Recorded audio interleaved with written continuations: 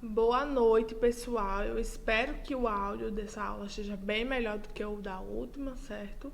Não vou aparecer aqui por vídeo, porque minha câmera ficou desincronizada novamente. Então, para não ficar distraindo vocês, né, com a imagem atrasada, vou deixar aqui só minha voz.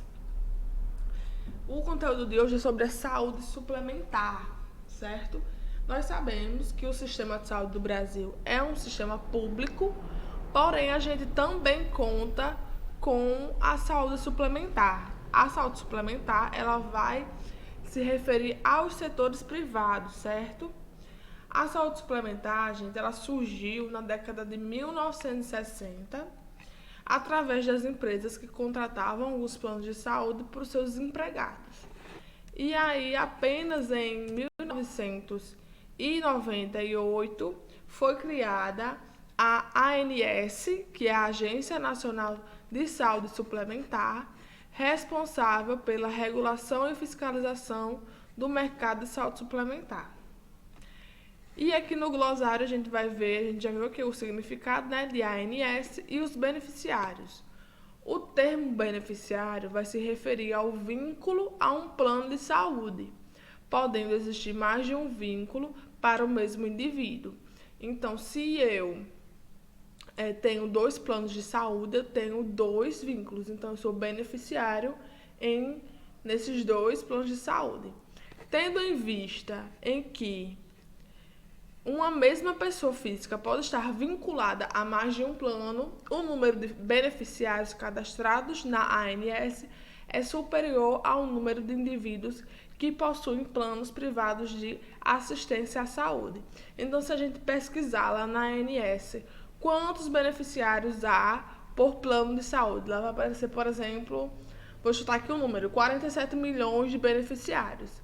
A gente tem que ter em vista que esse não é o número de pessoas usando o plano, e sim de cadastros. Porque uma pessoa, posso ter mais de um cadastro. A cobertura assistencial do plano é o conjunto de direitos, tratamentos, serviços e procedimentos médicos, hospitalares e odontológicos, adquirido pelo beneficiário a partir da contratação do plano. E a gente tem aqui os tipos de coberturas que são definidas pela ANS. Temos a cobertura ambulatorial, que aí a gente tem os planos que cobrem consultas médicas, exames complementares, alguns procedimentos simples. A questão de diálise também temos na cobertura ambulatorial e atendimentos de urgência e emergência nas primeiras 12 horas. Passando disso, já entra na cobertura hospitalar, né? Que a gente tem aí os atendimentos de urgência e emergências, as internações, os exames realizados dentro da internação, certo? Dos planos de saúde com cobertura hospitalar. Também temos a categoria obstétrica, certo? De obstetrícia. E aí a gente tem todos os procedimentos obstétricos, desde a gestação ao parto e pós-parto, também o atendimento aos recém-nascidos e todos os exames laboratoriais e de imagens feitos da parte obstétrica.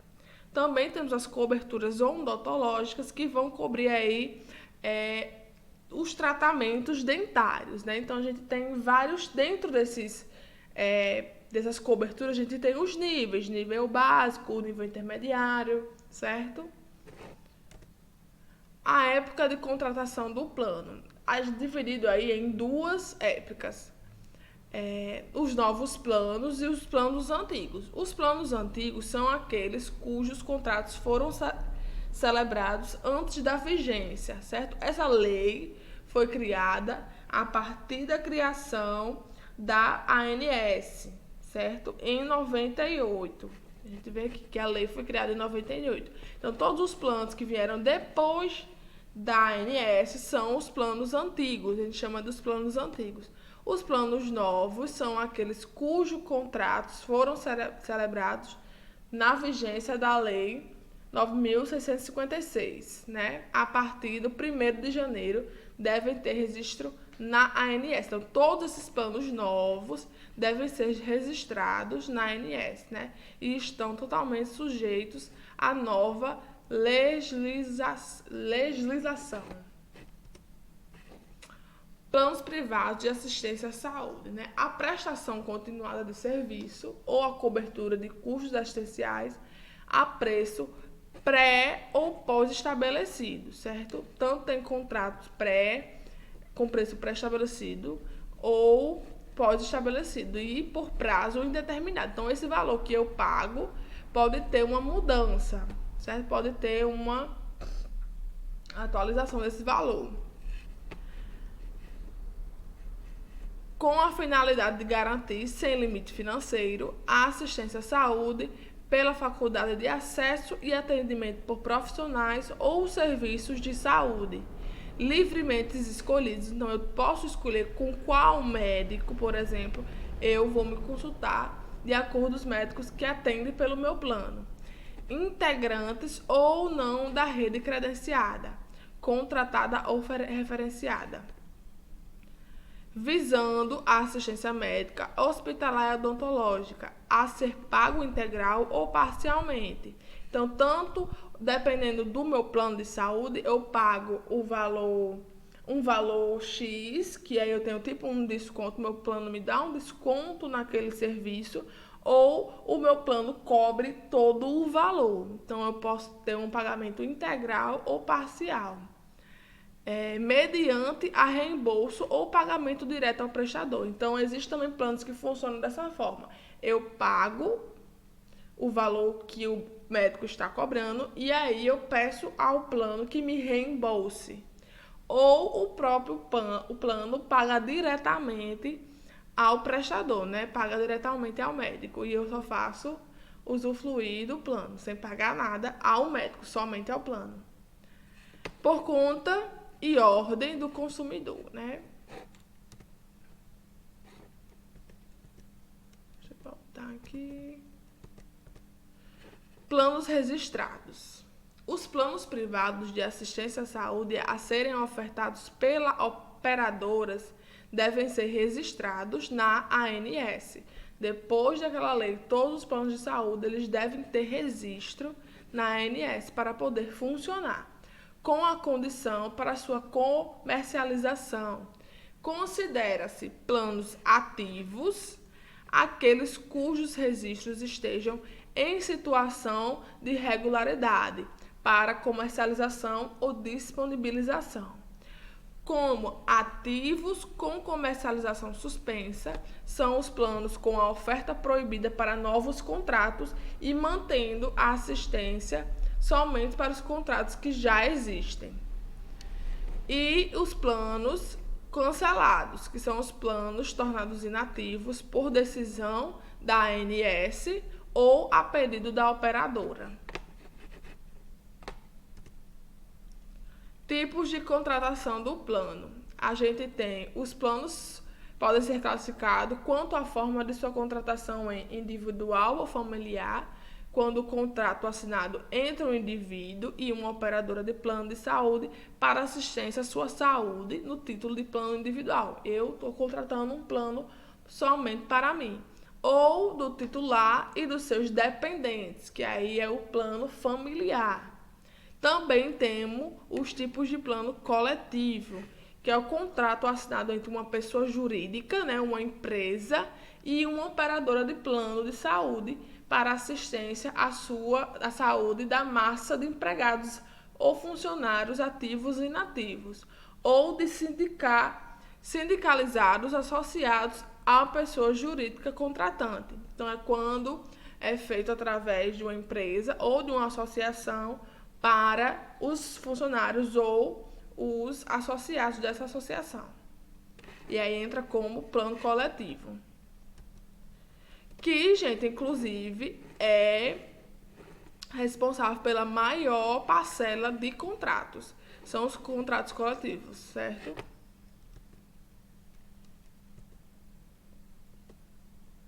Histórico regulatório. Antes da lei, né, da lei 9.656/98, apenas As sociedades seguradoras eram fiscalizadas pela SUSEP. As demais operadoras estavam sujeitas à atuação da Justiça e de entidades de defesa do consumidor. Problemas de transparência quanto aos critérios de reajustes adotados pelas empresas. Tinha muitos problemas em relação a por que está cobrando esse valor para essa pessoa, por que está cobrando esse outro valor para aquela outra. Não existia uma transparência, uma justificativa dos valores cobrados. Tinha um problema.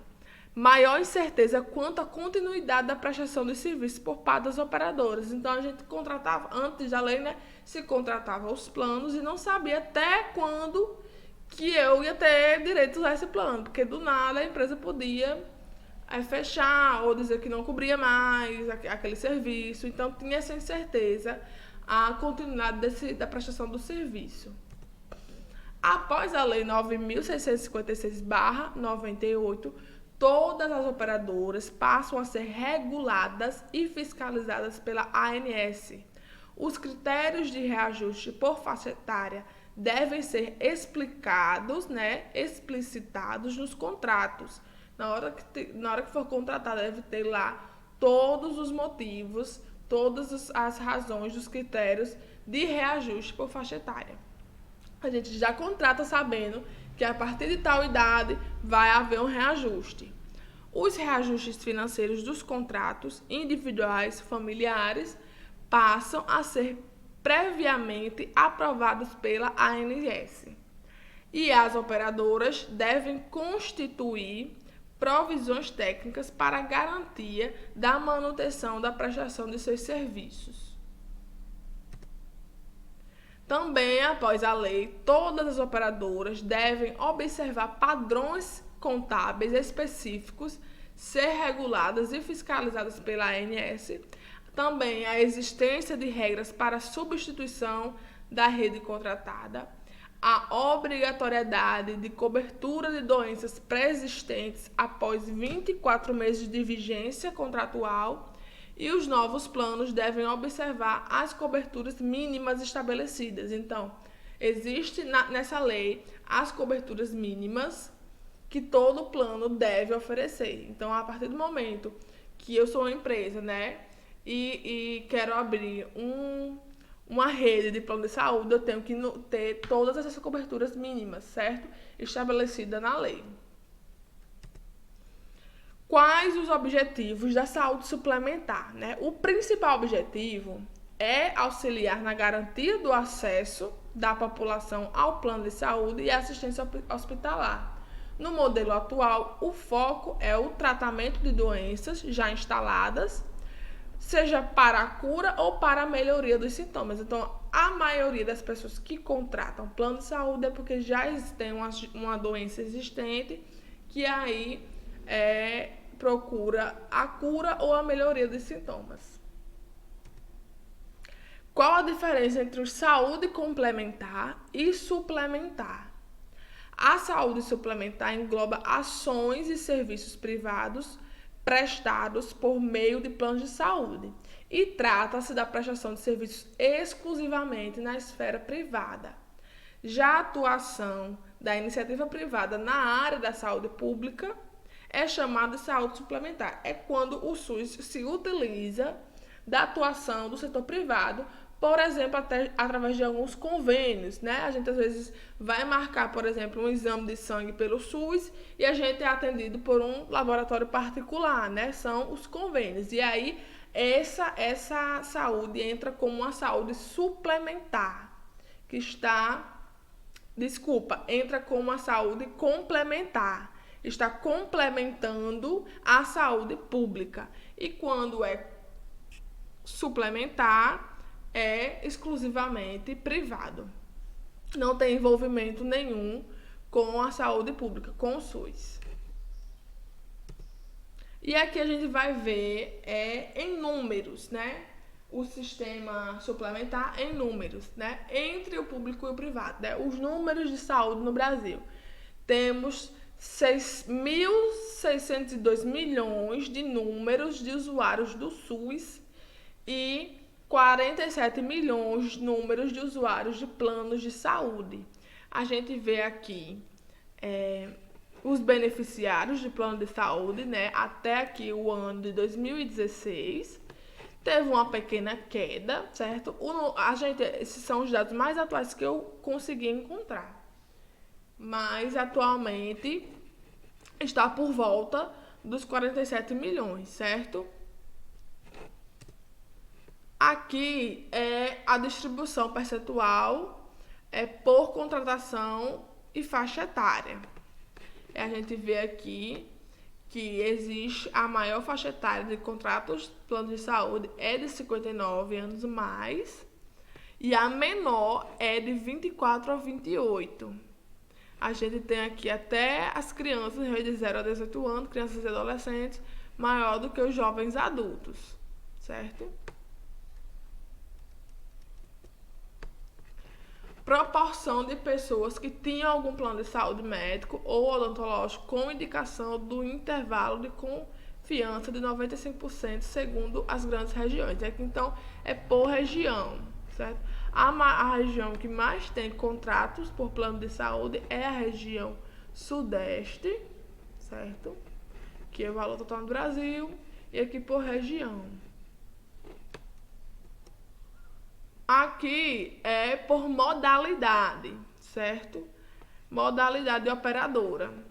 Medicinas em grupos, as filantrópicas, seguradoras especializadas em saúde, autogestão, cooperativas médicas.